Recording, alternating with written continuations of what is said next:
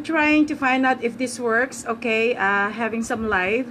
I'm not really sure because a while ago I had tried and then all of a sudden I just got disconnected because the connection wasn't really working well. Okay, but in case it's going to be okay, so I may as well continue. All right, until I get somebody. Okay, I think I got one right there, so I think it's okay. All right, so kanina I have posted also a certain post na sinabi ko na which one would you like me to tackle? Would you like me to tackle about relationship, about family, about career, about whatever, freedom, or but I've already given you about the freedom or money, and I've already given you my answer as well, because for me I would rather go for freedom instead of money, because it doesn't matter if you got all the money, you've got all the wealth, and then you don't have some freedom in order for you to enjoy your life, because somebody's right there is being in control of your life. So it doesn't mean anything. Okay, so right now, what makes a relationship work? Okay, so kaya ko nga sinasabi na I'd rather go with the freedom instead of money. Okay, because I've been there. I've been in a situation where I was involved in a relationship. Okay, now we're talking about relationship. I've been in a relationship where I thought the money is the greatest factor. But I realized na hindi pala. Okay? I realized that there is really more important there in order for you to enjoy a relationship, or in order for a relationship to work. Okay, first, kailangan pa rin yung freedom. Okay, kailangan pa rin yung freedom, because if you have a relationship and then the other person is very jealous, very possessive, very controlling, very intimidating, or very physically or mentally abusive, or anything that you don't feel comfortable and safe at all, well, I would think that the best thing that you would do is to get out of that relationship. Okay? So, hindi bale na yung relationship na yan ay hindi ang factor is money, because kung ang factor kaya ka nakapagrelasyon, if the greatest factor in order for you to have a relationship is money, well then I would say that you are at the wrong place. Okay, because I had been there. I thought the greatest factor in a relationship is once I find a person who's really very rich, and then I could afford to have everything that I wanted in life, pero hindi pala yun ang important. I realized that's not the most important factor at all. Okay, pagdating kasi sa relationship, give and take yan eh. It has to be both sides. It doesn't work if it's only on the other side na give ka ng give and then take naman ito ng take. I'm not talking about money. Give ka ng give, ibig sabihin parang ikaw na lang yung laging nag-aalala sa kanya, ikaw na lang laging umiintindi. So para bang siya na lang lagi yung napagbibigyan, and then all of a sudden ikaw naman yung nagsasacrifice because you thought that you love this person. Is either you love this boy or a girl or something. But you know, I'm talking about kung sino man yung relationship na kina-involve ninyo. Okay, so it's much better that first of all you have to make sure that is this really the right person whom I could feel inspired, because if you're not going to be inspired being with this person anymore, it would really mean nothing at all. Kasi kung puro naman lagi ka na lang niyang sinisita every time, in every word you say, in everything that you do, in any act that you do, and then lagi ka siyang sinisita, wala ka nang ginawa kundi mali, wala ka nang ginawa kundi puro negative para sa kanya, then I would say you'd rather run away from that kind of relationship.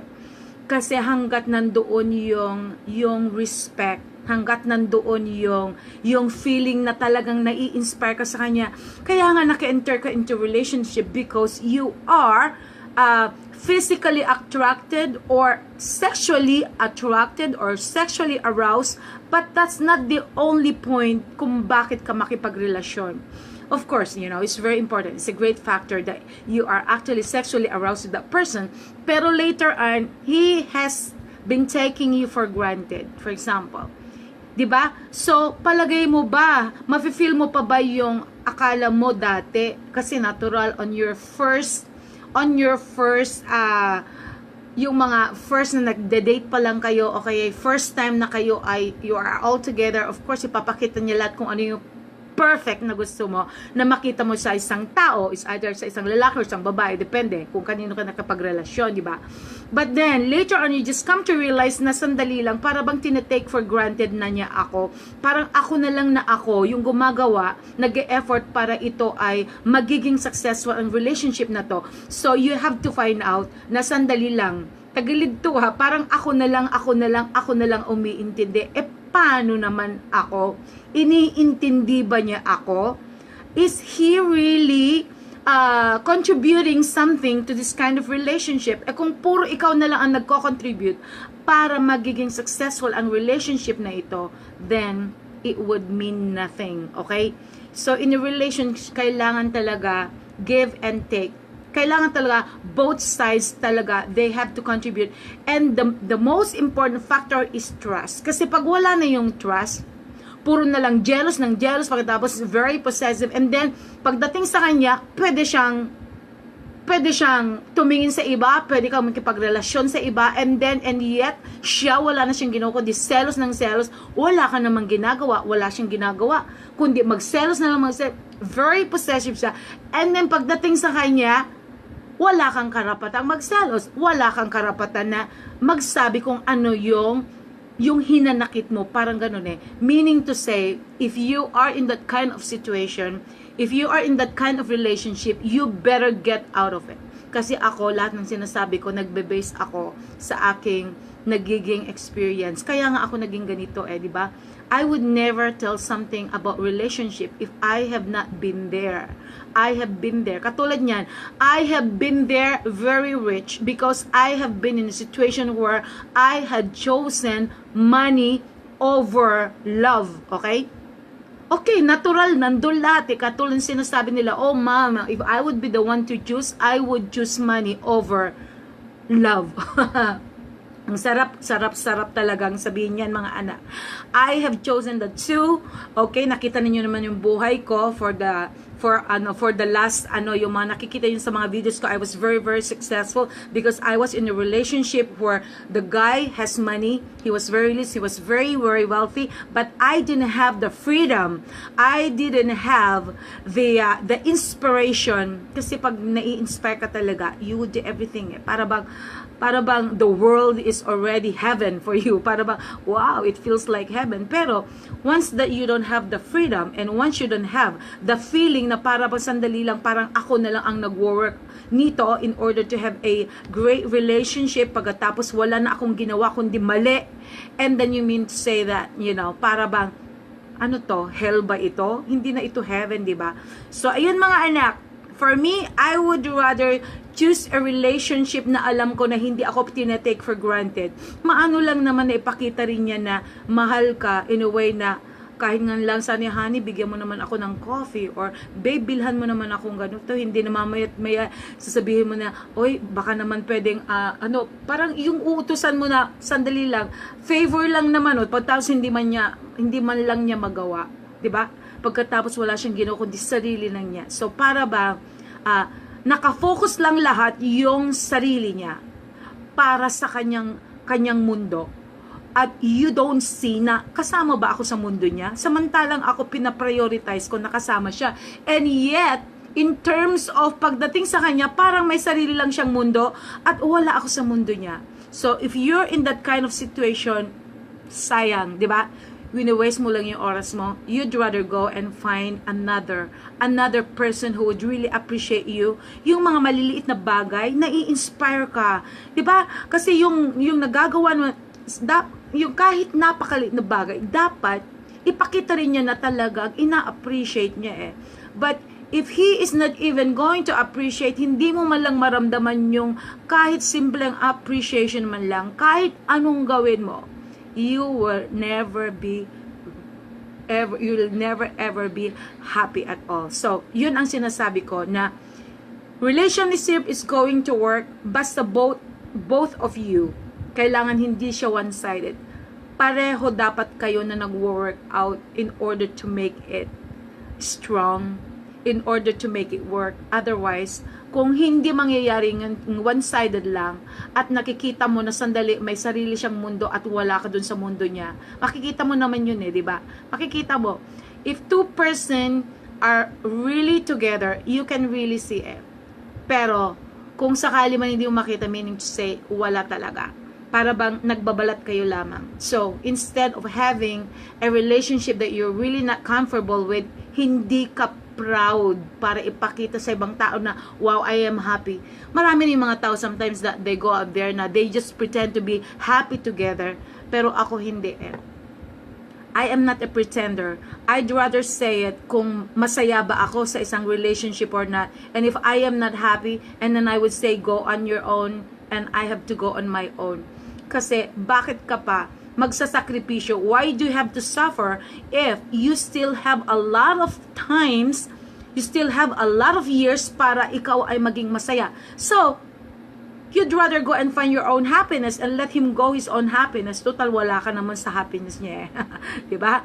So, ganun lang mga anak. I am basing to my story, kaya yun ang mga isinishare ko. Right now, it's about time for you guys to know kung bakit. Ang dami mga question So, ngayon, unti-unti ko na talagang sasabihin sa inyo kung ano yung mga nangyayari. From riches to rags. Well, I am sure not the greatest wealth in the whole world is kapag ikaw ay may talent and nobody can ever steal that kasi nakabaon yan sa iyo diba? Nobody can ever be the same like me, so nobody can ever change me.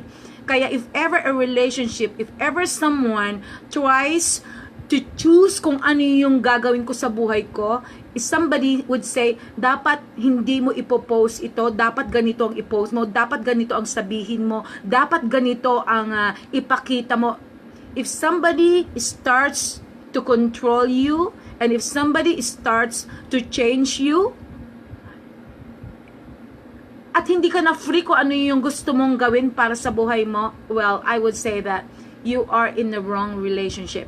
So, make sure that if you enter into a relationship, make sure that you can still be free, you can still be you, and you can still be able to do what you want to do in life na walang magkokontrol, walang mag-stop, and walang magdidikta. Yun lang mga anak, okay? So once again, I would like to thank my sponsors, okay? Ito na, to Matthew CONRAD from New Zealand, SIGURD NALI LARSEN from Norway, FILA CHASTEL from France, MARISSA from Singapore, David ILAGAN from USA, Christopher HEBB from United Kingdom, ANNABELLE JAZKILE, MANZANO, NAZEL SUAN from Kingdom of Saudi Arabia, JOSELITO TUMBAGA, okay, from the Philippines, of course, TIFFANY LARIEGO from USA, and of course, she's got a very beautiful model, kaya siya yung nilagay model dyan. Walang iba kundi si Miss Dayanara Aragon. She's 14 years old, pero she lives in North Hollywood, California, where I used to live. Ayun, nandun din ako before. She is a great gymnast. She's a great competitor. She's a great dancer. She's a beauty queen as well. She is an actress. She's a great commercial model. She is everything, okay? Kaya I'm so proud talaga na at least ang kanyang nanay, ang kanyang mommy na walang iba kundi si Miss Tiffany Larries is really very proud. Kaya ayun. So she's also one of my sponsors anyway. So Mercy C. VAUGHAN from United Kingdom, and of course to HAELY BM HEGAZY. So anyway, and of course my sister Wendy BALTENSPERGER, she's also here in the Philippines right now. She's visiting, and of course she's spending time with her family, but hopefully we're gonna get together very soon by January. Okay, so sister, hopefully I'm going to see you. And of course dun sa mga gusto ring mag-sponsor pa, okay, please feel free, dahil ang ginagawa ko, I am here doing my Mystica Live Show, it used to be Mystica Live Show, but since na ito na yung ginagamit ko sa aking Your TV, and it will be existing again by January 7 kasi because of the holidays, kaya na-stop ko muna.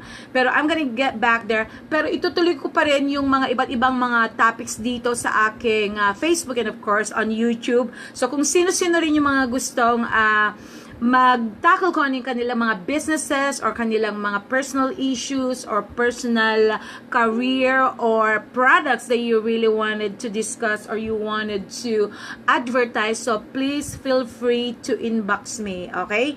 At kung kinakailangan i-advertise ko din sa aking page or sa aking Facebook and stuff like that, and I can also help you out in terms of the media mileage that you really need, okay? So kung sino pa yung mga gustong magpatakal, kung ano man yung gusto nyong topic, kung may problema kayo na pwede nating i-tackle, i-topic, i-discuss or whatever, and then of course just feel free to tell me para yun ang next issue natin, okay? So sayonara, and of course till our next issue. So sa susunod ulit, babu.